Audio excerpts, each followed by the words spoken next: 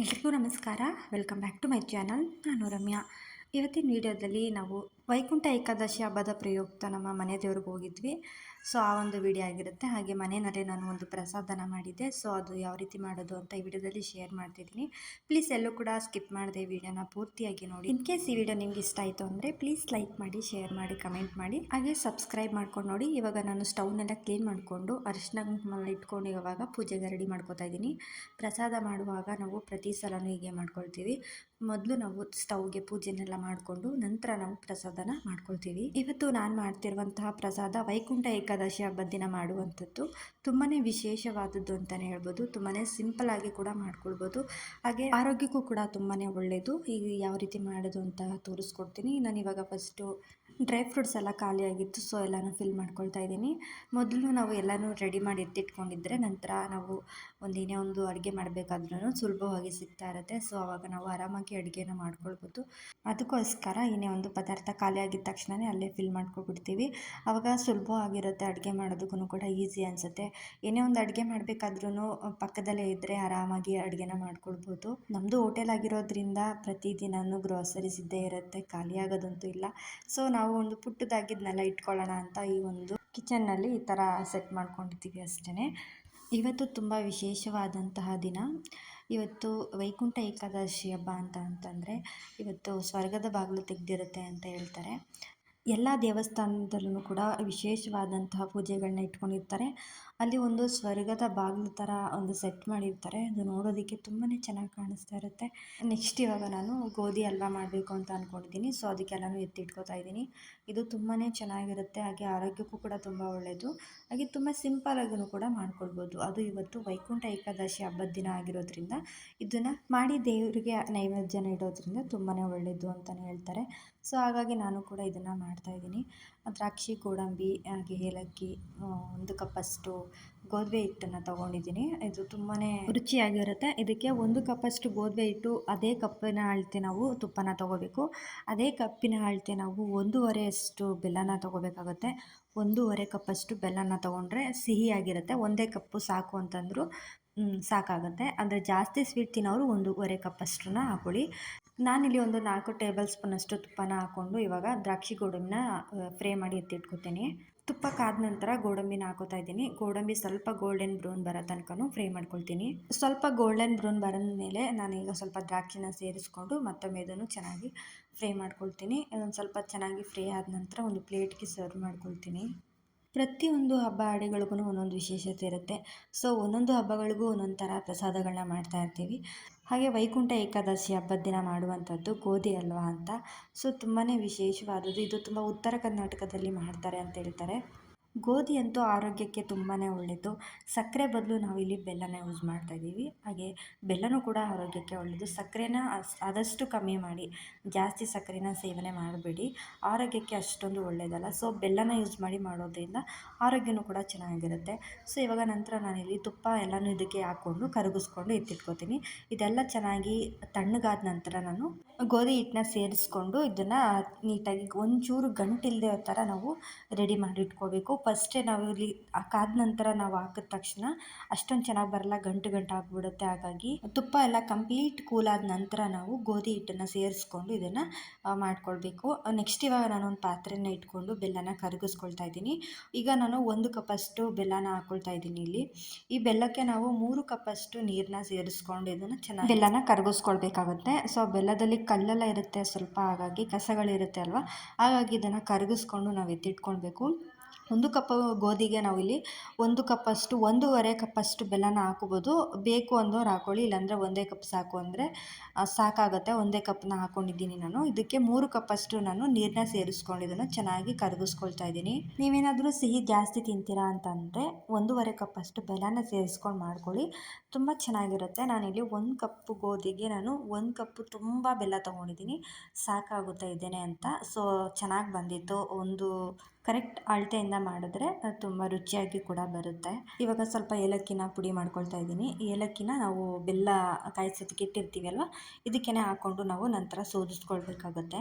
ಇಲ್ಲ ಅಂತ ಅಂದರೆ ಅದು ಮರಳಾಗಿ ಸಣ್ಣ ಸಣ್ಣ ಪುಟ್ಟ ಪುಟ್ಟದ್ದು ಕಲ್ಲುಗಳಿರುತ್ತೆ. ಸೊ ಅದು ಅಷ್ಟೊಂದು ಚೆನ್ನಾಗಿರಲ್ಲ ಹಾಗೆ ಹಾಕಿದ್ರೆ. ಸೊ ಹಾಗಾಗಿ ಈ ರೀತಿ ಮಾಡಿಕೊಂಡು ಅದನ್ನು ಸೋದಿಸ್ಕೊಂಡು ಹಾಕ್ಕೊಂಡ್ರೆ ತುಂಬ ಚೆನ್ನಾಗಿ ಬರುತ್ತೆ. ಇವಾಗ ಬೆಲ್ಲ ಎಲ್ಲ ಕರಗಿ ಇವಾಗ ಕುದೀತಾ ಇದೆ. ಸೊ ಇವಾಗ ನಾನು ಏಲಕ್ಕಿ ಪೌಡ್ರನ್ನ ಇದಕ್ಕೆ ಹಾಕ್ಕೊಂಡು ನಂತರ ಇದನ್ನು ಸೋದಿಸ್ಕೊಳ್ತೀನಿ. ಈ ರೀತಿ ಮಾಡಿಕೊಂಡ್ರೆ ತುಂಬ ಒಳ್ಳೆಯದು. ಇಲ್ಲ ಅಂತಂದರೆ ಸಣ್ಣ ಸಣ್ಣ ಕಲ್ಲುಗಳಿರುತ್ತೆ, ಬಾಯಿಗೆ ಸಿಕ್ಕಿದ್ರೆ ಒಂಥರ ಅನಿಸ್ತಾ ಇರುತ್ತೆ. ಹಾಗಾಗಿ ನೆಕ್ಸ್ಟ್ ಇಲ್ಲಿ ತುಪ್ಪ ಕಂಪ್ಲೀಟ್ ಕೂಲ್ ಆಗಿದೆ. ಇವಾಗ ನಾನು ಗೋಧಿ ಹಿಟ್ಟನ್ನ ಹಾಕ್ಕೊಂಡು ಇದನ್ನು ಚೆನ್ನಾಗಿ ಮಿಕ್ಸ್ ಮಾಡ್ಕೊಳ್ತೀನಿ. ಫಸ್ಟ್ ಇವಾಗ ನಾನು ಬೆಲ್ಲದ ನೀರನ್ನ ಸೋದಿಸ್ಕೊಳ್ಬಿಡ್ತೀನಿ. ಇದನ್ನೆಲ್ಲ ರೆಡಿ ಮಾಡಿ ಇಟ್ಕೊಂಡಿದ್ರೆ ನಂತರ ತಕ್ಷಣವೇ ನಾವು ಮಾಡ್ಕೊಳ್ಬೋದು. ಹಾಗಾಗಿ ಇಲ್ಲಿ ನೋಡ್ತಾ ಇರ್ಬೋದು, ಈ ರೀತಿ ನಾನು ಒಂದು ಜರಡಲ್ಲಿ ನಾನು ಈ ಥರ ಸೋದಿಸ್ಕೊತೀನಿ. ಸಣ್ಣ ಸಣ್ಣದು ಕಲ್ಲುಗಳಿರುತ್ತೆ, ಹಾಗಾಗಿ ಅಷ್ಟೇ. ಇಲ್ಲಿ ನೋಡಿ, ನನಗಿದು ನೋಡಿ ಶಾಕ್ ಆಯಿತು. ಏನಪ್ಪ ಇದು ಇಷ್ಟೊಂದು ಮರಳು ಥರ ಬಂದುಬಿಟ್ಟಿದೆ ಅಂತ. ನಾನು ಏಲಕ್ಕಿ ಪೌಡ್ರ್ ಹಾಕಿದ್ದೆ ಅಲ್ವಾ, ಅದ್ರದ್ದು ಅದು ಸಿಪ್ಪೆಗಳೆಲ್ಲ ಬಂದಿತ್ತು. ಸೊ ಅದನ್ನು ಸೋದಿಸ್ಕೊಂಡೆ ಅಲ್ವಾ, ಅದಕ್ಕೆ ಇಷ್ಟೊಂದು ಕಸ ಥರ ಬಂದಿದೆ ಅಷ್ಟೇ. ಅಷ್ಟೊಂದು ಏನು ಕಲ್ಲಿರಲಿಲ್ಲ ಬೆಲ್ಲದಲ್ಲಿ, ಚೆನ್ನಾಗೇ ಇತ್ತು. ಅಂದರೆ ಸ್ವಲ್ಪ ಎಲ್ಲೋ ಒಂದೊಂದು ಇರುತ್ತೆ, ಆ ಒಂದು ಬಯಕೆ ಆ ಥರ ಮಾಡಿಕೊಂಡೆ ಅಷ್ಟೇ. ಇವಾಗ ನಾನು ಕಂಪ್ಲೀಟ್ ಕೂಲಾಗಿತ್ತಲ್ವ ತುಪ್ಪನ, ಇದಕ್ಕೆ ನಾನು 1 ಕಪ್ಪಷ್ಟು ಗೋಧಿ ಹಿಟ್ಟನ್ನ ಸೇರಿಸ್ಕೊತಾ ಇದ್ದೀನಿ. ಇದನ್ನು ಚೆನ್ನಾಗಿ ನಾವು ಪೇಸ್ಟ್ ಥರ ಮಾಡ್ಕೊಳ್ಬೇಕು. ಒಂಚೂರು ಗಂಟಿಲ್ಲದ ಥರ ನಾವು ಮಾಡ್ಕೊಳ್ಬೇಕಾಗುತ್ತೆ. ಇನ್ನು ನಾವೇನಾದರೂ ತುಪ್ಪ ಕಾದಿದ ತಕ್ಷಣವೇ ಹಾಕ್ಬಿಟ್ರೆ ಎಲ್ಲ ಗಂಟು ಥರ ಆಗಿಬಿಡುತ್ತೆ, ಚೆನ್ನಾಗಿರಲ್ಲ. ಸೊ ಹಾಗಾಗಿ ಇದನ್ನು ಸ್ವಲ್ಪ ಎಲ್ಲ ಕಂಪ್ಲೀಟ್ ಕೂಲಾದ ನಂತರ ಎಣ್ಣೆನ ಕಾಯಿಸ್ಕೊಂಡಿರಬೇಕು. ಕಂಪ್ಲೀಟ್ ಕೂಲ್ ಆಗಿದ್ಮೇಲೆ ನಾವು ಈ ಥರ ಗೋಧಿ ಹಿಟ್ಟನ್ನು ಸೇರಿಸ್ಕೊಂಡು ಈ ರೀತಿಯಾಗಿ ನಾವು ಪೇಸ್ಟ್ನ ಮಾಡ್ಕೊಳ್ಬೇಕು. ನಂತರ ಇವಾಗ ನಾನು ಸ್ಟವ್ನ ಆನ್ ಮಾಡಿಕೊಂಡು ಇದನ್ನು ಚೆನ್ನಾಗಿ ಇದು ಸ್ವಲ್ಪ ಕಲರ್ ಚೇಂಜ್ ಆಗೋವರೆಗೂ ನಾವು ಇದನ್ನು ಫ್ರೈ ಮಾಡ್ಕೊಳ್ತಾನೆ ಹೋಗಬೇಕಾಗುತ್ತೆ. ಆದರೆ ಲೋ ಫ್ಲೇಮಲ್ಲೇ ಮಾಡ್ಕೋಬೇಕು, ಇಲ್ಲಾಂದರೆ ಸೀದೋಗೋ ಚಾನ್ಸಸ್ ಇರುತ್ತೆ. ಸೊ ಹಾಗಾಗಿ ಲೋ ಫ್ಲೇಮಲ್ಲೇ ಇಟ್ಕೊಂಡು ಇದನ್ನು ಚೆನ್ನಾಗಿ ಇದೇ ಥರ ತಿರುಗ್ತಾ ಇರಬೇಕು. ಸ್ಟಾರ್ಟಿಂಗಿಂದ ಎಂಡ್ವರೆಗೂ ಇದೇ ಥರ ಕೈ ಆಡ್ತಾನೆ ಇರಬೇಕು, ಇಲ್ಲಾಂದರೆ ಸೀದೋಗೋ ಚಾನ್ಸಸ್ ಇರುತ್ತೆ. ನೋಡಿ, ಈ ಒಂದು ಅದಕ್ಕೆ ಬಂದಮೇಲೆ ನಾನಿವಾಗ ಬೆಲ್ಲದ ನೀರನ್ನ ಸೇರಿಸ್ಕೊತೀನಿ. ನೋಡಿ, ಈ ಒಂದು ಅದಕ್ಕೆ ಬಂದಮೇಲೆ ನಾನು ಸೇರಿಸ್ಕೊತಾ ಇದ್ದೀನಿ. ಬೆಲ್ಲದ ನೀರು ಸೋದಿಸ್ಕೊಂಡು ಇಟ್ಕೊಂಡಿದ್ವಲ್ವ, ಇದನ್ನು ಸೇರಿಸ್ಕೊಂಡಿದ್ದನ್ನು ಅಷ್ಟೇ ಲೋ ಫ್ಲೇಮಲ್ಲೇ ನಾವು ಚೆನ್ನಾಗಿ ತಿರುಗ್ತಾನೆ ಇರಬೇಕು. ಒಂಚೂರು ಗಂಟಿಲ್ಲದೆ ಥರ ನಾವು ಮಾಡ್ಕೊಳ್ಬೇಕು. ನೋಡಿ, ಇಷ್ಟು ನೀರು ಹಾಕ್ಕೊಳ್ಬೇಕಾಗುತ್ತೆ. 1 ಕಪ್ಪಷ್ಟು ಗೋಧಿ ಹಿಟ್ಟಿಗೆ 3 ಕಪ್ಪಷ್ಟು ನೀರನ್ನ ಸೇರಿಸ್ಕೊಂಡಿದ್ದೀನಿ ನಾನಿಲ್ಲಿ.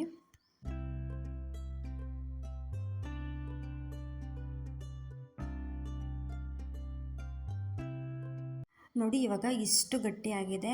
ನಾವು ಆದಷ್ಟು ಲೋ ಫ್ಲೇಮಲ್ಲೇ ಮಾಡ್ಕೊಳ್ಬೇಕು, ಹುಷಾರಾಗಿ ಮಾಡ್ಕೊಳ್ಳಿ. ನಂತರ ಇವಾಗ ನಾನು ಸ್ವಲ್ಪನೇ ತುಪ್ಪನ ಸೇರಿಸ್ಕೊಂಡು ಮತ್ತೆ ನಾನು ಇದನ್ನು ಚೆನ್ನಾಗಿ ಮಿಕ್ಸ್ ಮಾಡ್ಕೊತಾ ಇದ್ದೀನಿ. ತುಪ್ಪ ಹಾಕೋ ಅವಶ್ಯಕತೆ ಇಲ್ಲ, ಏನಾದರೂ ಬೇಕು ಅಂತಂದರೆ ಆ್ಯಡ್ ಮಾಡ್ಕೊಳ್ಬೇಕು ಅಷ್ಟೇ. ಮೊದಲೇ ನಾವು 1 ಕಪ್ಪಷ್ಟು ತುಪ್ಪನ ಸೇರಿಸ್ಕೊಂಡಿರ್ತೀವಿ ಅಲ್ವಾ. ಸೊ ಹಾಗಾಗಿ ಏನಾದರೂ ಅಂಟು ಬಂತು ಅಂತಂದರೆ ಇನ್ನೊಂದು ಸ್ವಲ್ಪ ಚೆನ್ನಾಗಿ ಇರುತ್ತೆ ಅಂತೇಳಿ ಸ್ವಲ್ಪ ತುಪ್ಪನ ಸೇರಿಸ್ಕೊಂಡೆ ಅಷ್ಟೇ. ತುಂಬ ತಾಳ್ಮೆಯಿಂದ ಮಾಡಬೇಕಾಗುತ್ತೆ, ಇಲ್ಲ ಅಂತಂದರೆ ತುಂಬ ಅದು ಸೀದೋಗಿಬಿಟ್ರೆ ಚೆನ್ನಾಗಿ ಬರಲ್ಲ ಈ ಒಂದು ರೆಸಿಪಿ. ಹಾಗಾಗಿ ನೋಡಿ, ಈ ಒಂದು ಅದಕ್ಕೆ ಬಂದಮೇಲೆ ಇವಾಗ ನಾನು ದ್ರಾಕ್ಷಿ ಗೋಡಂಬಿನ ಸೇರಿಸ್ಕೊಳ್ತಾ ಇದ್ದೀನಿ. ಇದನ್ನೆಲ್ಲ ಸೇರಿಸ್ಕೊಂಡು ಮತ್ತೊಮ್ಮೆ ಚೆನ್ನಾಗಿ ಇದನ್ನು ಮಿಕ್ಸ್ ಮಾಡ್ಕೊಳ್ಬೇಕು. ನಿಜವಾಗ್ಲೂ ಟೇಸ್ಟ್ ಮಾತ್ರ ತುಂಬಾ ಚೆನ್ನಾಗಿ ಬಂದಿತ್ತು. ಒಂದು ದಿನ ಬಿಟ್ಟು ಇದನ್ನು ತಿಂದರೆ ಅಷ್ಟೇ ಚೆನ್ನಾಗಿರುತ್ತೆ ಟೇಸ್ಟು. ಇವಾಗ ಇದೆಲ್ಲ ರೆಡಿ ಆಯಿತು. ಇವಾಗ ನಾನು ಪೂಜೆಗೆ ಅಂತ ಎತ್ತಿಟ್ಕೊತೀನಿ. ನೋಡ್ತಾ ಇರ್ಬೋದು, ಇಲ್ಲಿ ಒಂದು ಪ್ಲೇಟ್ಗೆ ಇದನ್ನು ಸರ್ವ್ ಮಾಡ್ತಾ ಇದ್ದೀನಿ. ಈಗ ಎಷ್ಟು ಚೆನ್ನಾಗಿ ಬಂದಿದೆ ಅಂತ. ನಿಜವಾಗ್ಲೂ ತುಂಬಾ ಟೇಸ್ಟಿಯಾಗಿ ಬಂದಿತ್ತು. ಖಂಡಿತವಾಗ್ಲೂ ನೀವು ಒಂದ್ಸಲ ಟ್ರೈ ಮಾಡಿ, ಆರೋಗ್ಯಕ್ಕೂ ಕೂಡ ತುಂಬ ಒಳ್ಳೆಯದು. ಹಾಗೆ ಸಿಂಪಲ್ಲಾಗಿಯೂ ಕೂಡ ಮಾಡ್ಕೊಳ್ಬೋದು. ಗೋಧಿ ಹಿಟ್ಟು ನಮಗೆ ಆರೋಗ್ಯಕ್ಕೆ ಒಳ್ಳೆಯದು, ಹಾಗೆ ಬೆಲ್ಲನೂ ಕೂಡ ಒಳ್ಳೆಯದು. ಅವಾಗವಾಗ ಈ ಥರ ಡಿಫ್ರೆಂಟಾಗಿರುವಂಥ ರೆಸಿಪಿಗಳನ್ನ ಟ್ರೈ ಮಾಡ್ತಾ ಇರಬೇಕು. ತುಂಬ ಇಷ್ಟನೂ ಕೂಡ ಆಗುತ್ತೆ ಅಲ್ವಾ. ಸೊ ಇವಾಗ ನಾವು ಇದೆಲ್ಲ ರೆಡಿ ಆದಮೇಲೆ ಇವಾಗ ಪೂಜೆಗೆ ರೆಡಿ ಮಾಡಿಕೊಂಡು ಪೂಜೆನೂ ಕೂಡ ಮಾಡ್ಕೊಂಡ್ವಿ. ಪೂಜೆ ಎಲ್ಲ ಮಾಡಿದ ನಂತರ ನಾವು ಇವಾಗ ದೇವಸ್ಥಾನಕ್ಕೆ ಹೊರಟ್ವಿ. ತುಂಬಾ ವಿಶೇಷವಾಗಿತ್ತು ಇವತ್ತು. ಎಷ್ಟು ಜನ ಬಂದಿದ್ರು ಗೊತ್ತಾ ದೇವಸ್ಥಾನಕ್ಕೆ. ನಮ್ಮನೆ ದೇವರಿರೋದು ನರಸೀಪುರದಲ್ಲಿ, ನರಸಿಂಹಸ್ವಾಮಿ ದೇವಸ್ಥಾನದಲ್ಲಿ. ಇವತ್ತು ವಿಶೇಷವಾದ ಪೂಜೆ ಇದೆ. ಸೊ ಇವತ್ತು ನಾವು ನರಸೀಪುರಕ್ಕೆ ಹೋಗ್ತಾ ಇದ್ದೀವಿ. ಎಷ್ಟು ದಿನ ಹೋಗಿದ್ದೀವಿ ಗೊತ್ತಾ ದೇವಸ್ಥಾನಕ್ಕೆ, ಆದರೆ ಇಷ್ಟೊಂದು ಜನನ ನಾವು ನೋಡಿರಲಿಲ್ಲ. ತುಂಬ ಜನ ಬಂದಿದ್ದರು, ಆದರೆ ನೋಡಿ ತುಂಬಾ ಖುಷಿ ಕೂಡ ಆಯಿತು. ಹಬ್ಬದ ಸ್ಪೆಷಲ್ ಎಲ್ಲಿ ಕರ್ಕೊಂಡು ಹೋಗ್ತಿದ್ದೀರಾ ಇವತ್ತು? ದೇವಸ್ಥಾನ. ಯಾವ ದೇವಸ್ಥಾನ? ನಮ್ಮನೆ ದೇವರು. ಹೌದಾ, ಸರಿ ಹೋಗೋಣ ಬನ್ನಿ. ಬನ್ನಿ, ನಿಮಗೂ ತೋರಿಸ್ತೀವಿ.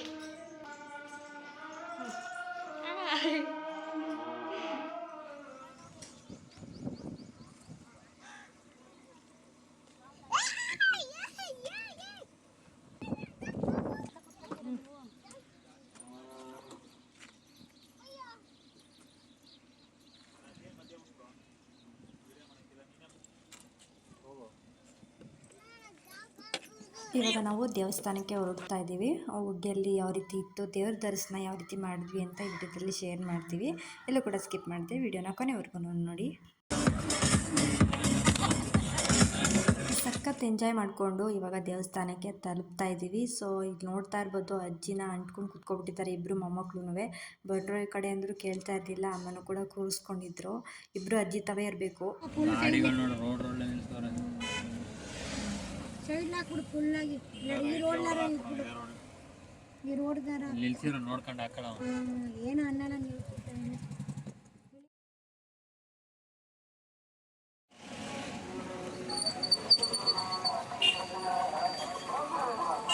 ಇವಾಗ ನಾವು ದೇವಸ್ಥಾನಕ್ಕೆ ಬಂದು ತಲುಪಿದ್ವಿ. ಇಲ್ಲಿ ನೋಡ್ತಾ ಇರ್ಬೋದು ಎಷ್ಟು ಜನ ಬಂದಿದ್ದಾರೆ ಅಂತ. ಇಲ್ಲಿ ಎಷ್ಟು ಜನ ಲೈನಲ್ಲಿ ನಿಂತಿದ್ದಾರೆ ಅಂದರೆ, ಆಚೆ ಗೇಟಿಂದ ಒಳಗಡೆ ದರ್ಶನ ಮಾಡೋವರೆಗೂ ಲೈನ್ ಇದೆ. ನಮಗೆ ನೋಡಿ ಶಾಕ್ ಆಯಿತು, ಇಷ್ಟೊಂದು ಜನನ ನಾವು ನೋಡಿರಲಿಲ್ಲ. ಯಾಕೆ ಅಂತಂದರೆ ನಾವು ಪ್ರತಿ ಬಾರಿ ಬಂದಾಗ್ಲೂ ಡೈರೆಕ್ಟು ದೇವಸ್ಥಾನದ ಒಳಗಡೆ ಹೋಗಿ ದೇವ್ರ ದರ್ಶನ ಮಾಡ್ಕೊಂಡು ಬರ್ತಾಯಿದ್ವಿ. ಆದರೆ ಈ ಥರ ನಾವು ಲೈನಲ್ಲಿ ನಿಂತ್ಕೊಂಡು ಹೋಗಿರಲಿಲ್ಲ. ಯಾಕೆಂದರೆ ಇವತ್ತು ಅಷ್ಟು ಜನ ಬಂದಿದ್ದರು.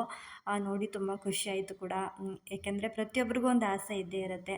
ಒಂದು ವಿಶೇಷವಾಗಿರುವಂಥ ದಿನದಲ್ಲಿ ನಾವು ದೇವಸ್ಥಾನಕ್ಕೆ ಹೋದರೆ ಒಂದು ಒಳ್ಳೆಯದಾಗುತ್ತೆ ಅನ್ನೋ ಒಂದು ನಂಬಿಕೆ ಇದ್ದೇ ಇರುತ್ತೆ. ಸೊ ಹಾಗಾಗಿ ಪ್ರತಿಯೊಬ್ಬರೂ ಅಷ್ಟೇ ಎಲ್ಲ ದೇವಸ್ಥಾನಗಳಿಗೂ ಹೋಗಿ ಬರ್ತಾರೆ. ಸೊ ಇವತ್ತು ನೋಡ್ತಾ ಇರ್ಬೋದು, ನಮ್ಮ ದೇವಸ್ಥಾನದಲ್ಲಿ ಎಲ್ಲ ಲೈಟ್ಗಳೆಲ್ಲ ಹಾಕಿ ಅರೇಂಜ್ಮೆಂಟ್ಸ್ ಮಾಡಿದ್ರು. ತುಂಬಾ ಅದ್ಭುತವಾಗಿ ಕಾಣಿಸ್ತಾ ಇತ್ತು ಮಾತ್ರ.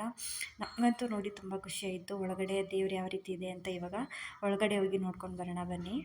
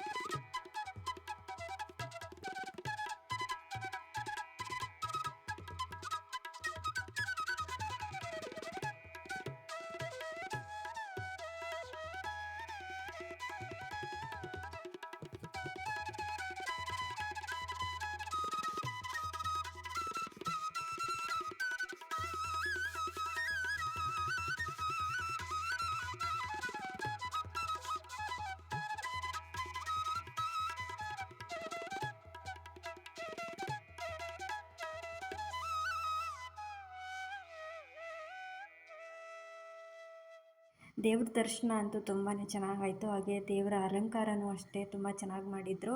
ಹಾಗೆ ತುಂಬ ಜನನೂ ಕೂಡ ಬಂದಿದ್ದರು. ತುಂಬ ಖುಷಿ ಆಯಿತು. ಹಾಗೆ ಇವಾಗ ಸ್ವರ್ಗದ ಬಾಗಿಲು ಥರ ಮಾಡಿದ್ದಾರೆ. ಅರೇಂಜ್ಮೆಂಟ್ಸು ಇದು ಯಾವ ರೀತಿ ಇದೆ ಅಂತ ನೋಡ್ಕೊಂಡು ಬರೋಣ ಬನ್ನಿ.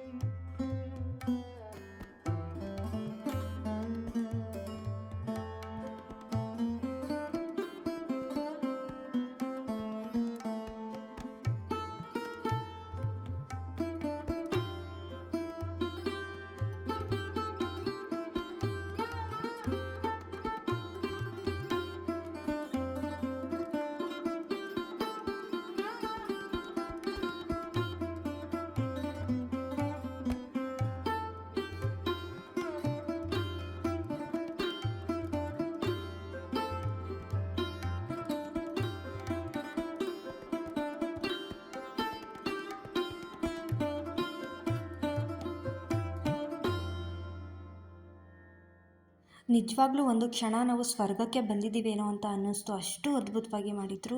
ತುಂಬ ಖುಷಿಯಾಯಿತು. ಹಾಗೆ ಇವಾಗ ಪ್ರಸಾದನೂ ಕೂಡ ಕೊಟ್ಟಿದ್ದರು. ಅದನ್ನು ಕೂಡ ಸೇವಿಸ್ಕೊಂಡು ಇವಾಗ ನಾವು ಮನೆಗೆ ಹೊರಡ್ತೀವಿ. ನಿಜವಾಗ್ಲೂ ದೇವಸ್ಥಾನಕ್ಕೆ ಬಂದಿದ್ದು ತುಂಬ ಖುಷಿಯಾಯಿತು. ಎಷ್ಟು ಜನ ಬಂದಿದ್ದಾರೆ ನೋಡಿ. ಪ್ರತಿಯೊಬ್ಬರಿಗೂ ಒಂದು ಕಷ್ಟ ಇದೆ. ಭಗವಂತ ಬಂದಿರೋರಿಗೆಲ್ಲ ಕಷ್ಟ ಪರಿಹಾರ ಮಾಡಲಿ ಅಂತ ಕೇಳ್ಕೊತೀವಿ. ಹಾಗೆ ಇವಾಗ ನಾವು ಹೋಟೆಲ್ಗೆ ಹೋಗಿ ಊಟನ ಮಾಡ್ಕೊಂಡು ಹೋಗೋಣ ಅಂತ ಹೇಳ್ತಾಯಿದ್ರು. ಸೊ ಇವಾಗ ನಾವು ಆ ಹೋಟೆಲ್ಗೆ ಹೋಗಿ ಊಟ ಮಾಡಿಕೊಂಡು ನಾವು ನಂತರ ಮನೆಗೆ ಹೊರಡ್ತೀವಿ. ನಮ್ಮ ನರಸೀಪುರದಲ್ಲಿ ನಮ್ಮ ನರಸಿಂಹಸ್ವಾಮಿ ದೇವಸ್ಥಾನ ಹೇಗಿತ್ತು ಅಂತ ನೀವು ಕಮೆಂಟ್ ಮಾಡಿ ತಿಳಿಸಿ. ಹಾಗೆ ನಮಗಂತೂ ತುಂಬಾ ಖುಷಿ ಆಯಿತು. ಒಂದಲ್ಲ ಒಂದು ಕಷ್ಟ ಇದ್ದೇ ಇರುತ್ತೆ ಪ್ರತಿಯೊಬ್ಬರಿಗೂ. ಎಲ್ರಿಗೂ ಆ ಒಂದು ಕಷ್ಟ ಬಗೆಹರಿಲಿ ಅಂತ ಕೇಳ್ಕೊತೀನಿ. ಇವಾಗ ನಾವು ಹೊರಡ್ತಾ ಇದ್ದೀವಿ. ಹೋಗಿ ಇಲ್ಲಿ ಇವಾಗ ಹೋಟೆಲ್ಗೆ ಹೋಗಿ ಊಟ ಮಾಡ್ಕೊಂಡು ಹೋಗೋಣ ಅಂತೇಳಿ ಇವಾಗ ಹೋಟೆಲ್ಗೂ ಕೂಡ ಬಂದ್ವಿ. ಇಲ್ಲೂ ಅಷ್ಟೇ ತುಂಬ ಚೆನ್ನಾಗಿತ್ತು ಊಟ. ಸೊ ಏನೇನು ಆರ್ಡರ್ ಮಾಡಿದ್ವಿ ಅಂತ ಇವಾಗ ನೋಡಿ ನೀವು. ಇವಾಗಂತೂ ತುಂಬ ಚೆನ್ನಾಗಿ ಮಾಡಿಬಿಟ್ಟಿದ್ದಾರೆ ಹೋಟೆಲ್ನ. ಮಕ್ಳಿಗೆ ಆಟ ಆಡೋದಕ್ಕೆಲ್ಲ ಅರೇಂಜ್ಮೆಂಟ್ಸ್ ಮಾಡಿದ್ದಾರೆ. ತುಂಬ ಚೆನ್ನಾಗಿತ್ತು ಹೋಟೆಲ್ ಯಾವ ರೀತಿ ಇದೆ ಅಂತ ನೋಡಿ. ಹಾಗೆ ತುಂಬ ಒಳ್ಳೆ ಐಟಮ್ಸ್ ಕೂಡ ಇರುತ್ತೆ ಇಲ್ಲಿ. ಏನು ಬೇಕಾದರೂ ಆರ್ಡರ್ ಮಾಡಿ ಊಟ ಮಾಡ್ಬೋದು. ಯಾರಾದರೂ ಈ ಕಡೆ ಕೊಳ್ಳೇಗಾಲ ಸೈಡ್ ಬಂದರೆ ಇಲ್ಲಿ ಹೋಟೆಲ್ಗೆ ಒಂದು ಸಲ ವಿಸಿಟ್ ಮಾಡಿ. ಇಲ್ಲಿ ನೋಡ್ತಾ ಇರ್ಬೋದು ನೋಡಿ, ಮಕ್ಕಳಿಗೆಲ್ಲ ಆಟ ಆಡೋದಕ್ಕೆಲ್ಲ ಅರೇಂಜ್ಮೆಂಟ್ಸ್ ಮಾಡಿದ್ದಾರೆ. ಮಕ್ಕಳಂತೂ ಇಲ್ಲಿಗೆ ಬಂದುಬಿಟ್ರೆ ಮನೆಗೆ ಬರೋದೇ ಇಲ್ಲ, ಅಷ್ಟು ಚೆನ್ನಾಗಿತ್ತು ಇಲ್ಲಿ. ಸೊ ಇಲ್ಲಿ ಕೂಡ ಬಂದ್ವಿ. ಇವಾಗ ಆರ್ಡರ್ ಮಾಡ್ತಾಯಿದ್ವಿ. ಮನೆಗೆ ಹೋಗಿ ಅಡುಗೆ ಮಾಡೋದಕ್ಕೆ ಟೈಮ್ ಆಗುತ್ತೆ ಅಂತೇಳಿ ಇವತ್ತು ಬಿಡು ಪರವಾಗಿಲ್ಲ ಇಲ್ಲೇ ಊಟ ಮಾಡ್ಕೊಂಡು ಹೋಗೋಣ ಅಂತೇಳಿ ಅಮ್ಮ ಇವತ್ತು ಎಲ್ರಿಗೂ ಊಟ ಕೊಡಿಸ್ತಾ ಇದ್ದಾರೆ. ಮನೇಲಿ ಇದ್ದಿದ್ದೇ ಮಾಡೋದು ಪ್ರತಿದಿನಾಗ್ಲೂ ನಾವು ಹೋಟೆಲ್ಗೆ ಮಾಡ್ತಾ ಇರ್ತೀವಿ ನಾವು. ಇವಾಗ ನಾವು ಬೇರೆ ಹೋಟೆಲ್ಲಿ ಊಟ ಮಾಡ್ಕೊಂಡು ಹೋಗೋಣ ಅಂತ ಬಂದ್ವಿ. ನಿಜವಾಗ್ಲೂ ತುಂಬಾ ಚೆನ್ನಾಗಿತ್ತು. ಹಾಗೆ ಏನೇನು ಬೇಕೋ ಅಂತ ಎಲ್ಲ ಆರ್ಡರ್ ಮಾಡೋದಕ್ಕೆ ಇವಾಗ ನೋಡ್ತಾ ಇದ್ದೀವಿ. ನಮ್ಮ ಫ್ಯಾಮಿಲಿಲಿ ಯಾವಾಗಲೂ ಹೀಗೇ, ಯಾವಾಗಲೂ ಒಗ್ಗಟ್ಟಿಂದ ಇರ್ತೀವಿ. ಎಲ್ಲೇ ಹೋದ್ರು ಎಲ್ಲೇ ಬಂದರೂ ಜೊತೆಲೇ ಹೋಗಿ ಜೊತೆಲೇ ಬರ್ತೀವಿ. ಹಾಗೆ ಕೆಲಸನೂ ಕೂಡ ಎಲ್ಲ ಒಟ್ಟಿಗೆ ಮಾಡ್ಕೊಳ್ತೀವಿ. ಹಾಗೆ ನೆಮ್ಮದಿಯಾಗಿ ಜೀವನನ ಮಾಡ್ತಾಯಿದ್ದೀವಿ ಅಂತಲೇ ಹೇಳ್ತೀನಿ. ಸೊ ಎಲ್ಲರೂ ಖುಷಿಯಾಗಿರಬೇಕು ಅಂತ ಹೇಳಿದ್ರೆ ಒಗ್ಗಟ್ಟಿಂದ ಇರಬೇಕು. ಏನೇ ಒಂದು ಮನಸ್ತಾಪಗಳಿದ್ದೇ ಇರುತ್ತೆ ಮನೆಯಲ್ಲಿ. ಅದನ್ನೆಲ್ಲ ಮರೆತು ಒಂದಾಗಿ ಇದ್ರೇ ಜೀವನ ಸಾಗಿಸೋದಕ್ಕೆ ಸಾಧ್ಯವಾಗುತ್ತೆ. ಸೊ ಎಲ್ಲನೂ ಬಗೆಹರಿಸೋರು ಭಗವಂತ. ನಮ್ಮನಿಗೆ ನೋಡಿಕೊಂಡು ಕಾಪಾಡ್ತಿರೋದು ನಮ್ಮಮ್ಮ ಅಂತಲೇ ನಾವು ನಂಬಿರೋದು. ನಮ್ಮ ಅತ್ತೆ ತುಂಬಾ ಚೆನ್ನಾಗಿ ನೋಡ್ಕೋತಾರೆ ನಮ್ಮನ್ನ. ನಾನು ಅಮ್ಮ ಅಂತ ಕರಿತೀನಿ ಅವ್ರನ್ನ. ಯಾವಾಗ್ಲೂ ಅಷ್ಟೇ ನಮ್ಮನ್ನು ಮಕ್ಕಳ ಥರನೇ ನೋಡ್ತಾರೆ. ಯಾವತ್ತೂ ಸೊಸೆಯರ ಥರ ನೋಡಿಲ್ಲ. ಸೊ ಹಾಗಾಗಿ ನಮಗೂ ಕೂಡ ಅವ್ರ ಮೇಲೆ ಒಂದು ಭಾವನೆ, ಒಂದು ಅಮ್ಮ ಅನ್ನೋ ಒಂದು ಭಾವನೆ ಹುಟ್ಕೊಂಡಿದೆ. ಸೊ ನಮಗಂತೂ ತುಂಬಾ ಖುಷಿ ಇದೆ. ಇಂಥ ಒಂದು ಅತ್ತೆನ ಪಡೆಯೋದಕ್ಕೆ ನಾವು ನಿಜವಾಗ್ಲೂ ಪುಣ್ಯ ಮಾಡಿದ್ದೀವಿ. ಹಾಗೆ ಇಬ್ಬರು ಗಂಡು ಮಕ್ಕಳು ಬಗ್ಗೆ ಹೇಳೋದಕ್ಕೆ ಮಾತೇ ಇಲ್ಲ. ಅಷ್ಟು ಒಳ್ಳೆ ಮಕ್ಕಳು.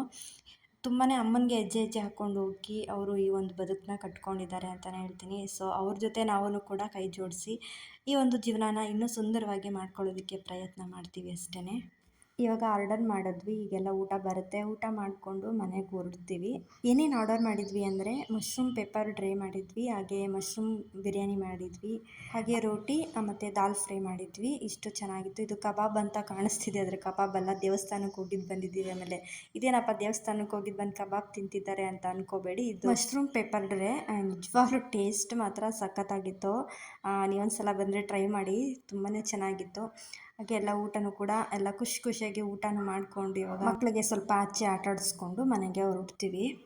ನಾವು ಯಾವಾಗಲೂ ಏನಾದರೂ ಹೊರಗಡೆ ದೇವಸ್ಥಾನಕ್ಕೆ ಬಂದರೆ, ಏನಾದರೂ ಟ್ರಿಪ್ ಏನಾದರೂ ಬಂದರೆ ಇದೇ ಥರ ಹೊರಗಡೆನೇ ಊಟ ಮಾಡ್ಕೊಂಡು ಹೊರಟೋಗ್ತೀವಿ.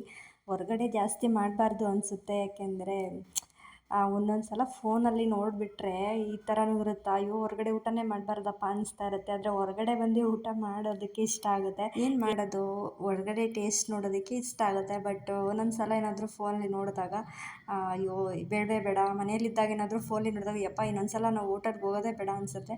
ಬಟ್ ಆ ಥರ ಏನಿಲ್ಲ. ಒಂದೊಂದು ಹೋಟೆಲಲ್ಲಿ ತುಂಬ ಗಲೀಜಾಗಿ ಮಾಡ್ತಾರೆ, ಒಂದೊಂದು ಹೋಟೆಲಲ್ಲಿ ತುಂಬ ಚೆನ್ನಾಗಿ ಮಾಡ್ತಾರೆ. ನಮಗೆ ಗೊತ್ತಿರೋ ಮಟ್ಟಿಗೆ ಈ ಹೋಟೆಲಲ್ಲಿ ತುಂಬ ಚೆನ್ನಾಗಿ ಮಾಡ್ತಾರೆ. ಸೊ ಈ ಒಂದು ಹೋಟೆಲ್ಗೆ ನಾವು ರೆಗ್ಯುಲರಾಗಿ ಬರ್ತಾ ಇರ್ತೀವಿ. ಸೊ ಹಾಗಾಗಿ ನಾವು ಧೈರ್ಯವಾಗಿ ಊಟನ ಮಾಡ್ಕೊಂಡು ಹೋಗ್ತೀವಿ ಅಷ್ಟೇ. ನೆಕ್ಸ್ಟ್ ಇಲ್ಲಿ ಆಟ ಆಡೋದಕ್ಕೆಲ್ಲ ಜೋಕಾಲಿ ಎಲ್ಲ ಇತ್ತು. ಸೊ ಇಲ್ಲೊಂದು ಸ್ವಲ್ಪ ಹೊತ್ತು ಆಟ ಆಡಿಕೊಂಡು ನೆಕ್ಸ್ಟ್ ಮನೆಗೆ ಹೊರಡ್ತೀವಿ. ಮಕ್ಳಿಗಂತೂ ಸಿಕ್ಕಾಪಟ್ಟೆ ಎಂಜಾಯ್ ಆಗಿತ್ತು ಇವತ್ತಿನ ದಿನ. ಆಟ ಆಡೋದಕ್ಕೆಲ್ಲ ಇತ್ತಲ್ವ. ಸೊ ಹಾಗಾಗಿ ನೆಕ್ಸ್ಟ್ ಇವಾಗ ಬನ್ನಿ ಮನೆಗೆ ಹೋಗೋಣ ಅಂತಂದರು. ಇನ್ನೊಂದು ಸ್ವಲ್ಪ ಹೊತ್ತು ಆಟ ಆಡ್ಕೊಂಡು ಹೋಗೋಣ ಅಂತ ಆಟ ಆಡ್ತಾನೆ ಇದ್ದರು. ಸೊ ಸ್ವಲ್ಪ ಹೊತ್ತು ಇದ್ಬಿಟ್ಟು ನಾವು ಮನೆಗೆ ಹೊರಟ್ವಿ. ಹಾಗೆ ನಮ್ಮ ಅತ್ತೆನೂ ನಾನು ಇವಾಗ ಜೋಕಾಲಿಯಲ್ಲಿ ಕೂತ್ಕೊಂಡು ಆಟ ಆಡ್ತಾಯಿದ್ದೀವಿ. ಸೊ ಇವರಂತೂ ಬೇಡ, ಜನ ಏನಂತಾರೆ ಹಿಂಗೆಲ್ಲ ಆಡಬಾರ್ದು ಅಂತಿದ್ರು. ಏನಿಲ್ಲ ಕೂತ್ಕೊಳ್ಳಿ ಅಂತ ನಾನೇ ಕೂರಿಸ್ಕೊಂಡು ಒಂದು ವಿಡಿಯೋ ಮಾಡಿಕೊಂಡೆ ಅಷ್ಟೇ. ತುಂಬ ನಾಚ್ಕೋತಾ ಇದ್ದರು. ಈ ವಿಡಿಯೋ ನಿಮ್ಗೆ ಇಷ್ಟ ಆಗಿದ್ದರೆ ದಯವಿಟ್ಟು ಲೈಕ್ ಮಾಡಿ, ಶೇರ್ ಮಾಡಿ, ಕಮೆಂಟ್ ಮಾಡಿ. ಮುಂದಿನ ವಿಡಿಯೋದಲ್ಲಿ ಸಿಗ್ತೀವಿ. Thank you for watching.